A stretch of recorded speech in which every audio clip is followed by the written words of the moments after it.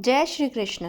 कार्तिक महात्म के चतुर्थ अध्याय में कार्तिक माघ मास के फल का वर्णन किया गया है। इसी कड़ी में कार्तिक महात्म का पंचम अध्याय, जिसमें पृथु बोले, हे मुनि, आपने कार्तिक माघ मासों के फल का वर्णन किया है, अब इन महीनों के स्नान विधि और नियम भी कहिए। नारद जी बोले, हे राजन, तुम विष्णु के अंश से उत्पन्न हुए हो और तुमसे कोई बात छिपी नहीं है, तथापि मैं समस्त नियमों का वर्णन करता हूँ।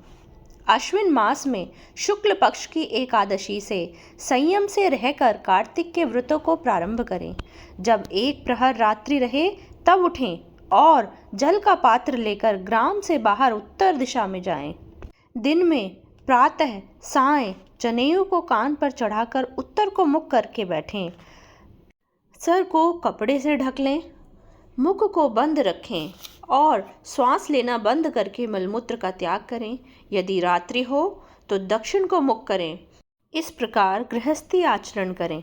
ब्रह्मचारी को इससे दूना, वानप्रस्थों को तिगुना और सन्यासी को चौगुना करना उचित है। ऐसा नहीं करने से संपूर्ण क्रिया निष्फल हो जाती है।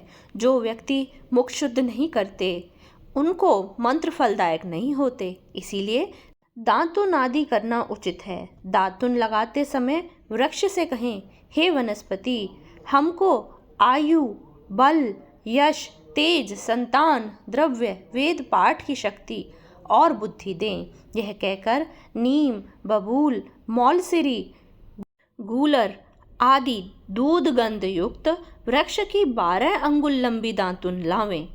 श्राद्ध तिथि तथा व्रत के दिन ऐसा न करें। प्रतिपदा, अमावस्या, नवमी, षष्ठी तिथियों और रविवार तथा चंद्र ग्रहण तथा सूर्य ग्रहण के दिन दातुन न करें। संभालू, पीपल, बट, अरंड और गंधहीन वृक्षों की दातुन न करें। नदी या कुएं पर स्नान करके स्वच्छ वस्त्र पहने।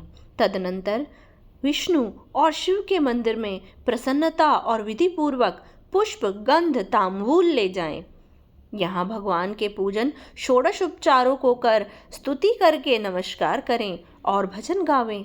देवालय में भजन कीर्तन करने वाले विष्णु स्वरूप होते हैं। जैसे सतयुग आदि में तप, यज्ञ, दान आदि भगवान की प्राप्ति कराते हैं, वैसे ही कलयुग में भक्ति पूर्वक भजन कीर्तन से भगवान प्रसन्न होते हैं।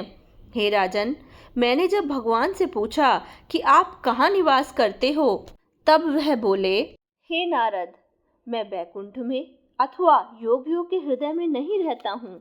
मेरा निवास भक्ति और कीर्तन में है।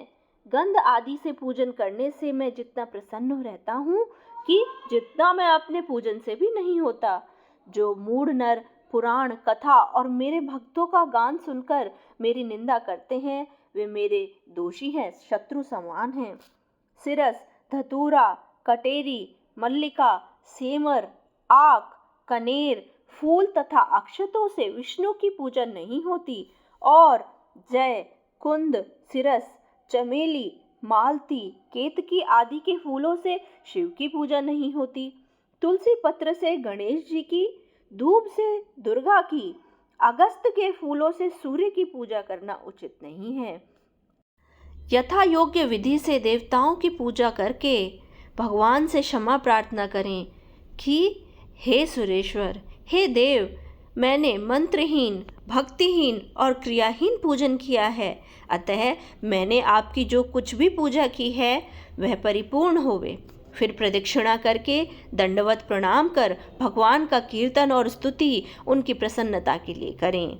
जो कार्तिक की रात्रि विधि पूर्वक विष्णु और शिव का पूजन करते हैं, वे अपने पूर्वजों सहित निष्पाप होकर बैकुंठ को पाते हैं। इस प्रकार कार्तिक महात्म में पंचम अध्याय पूर्ण हुआ। जय श्री कृष्ण। इसी कड़ी में अगली वीडियो में हम छठे अध्याय के विषय में जानेंगे। So stay tuned. Please like, share and subscribe the channel.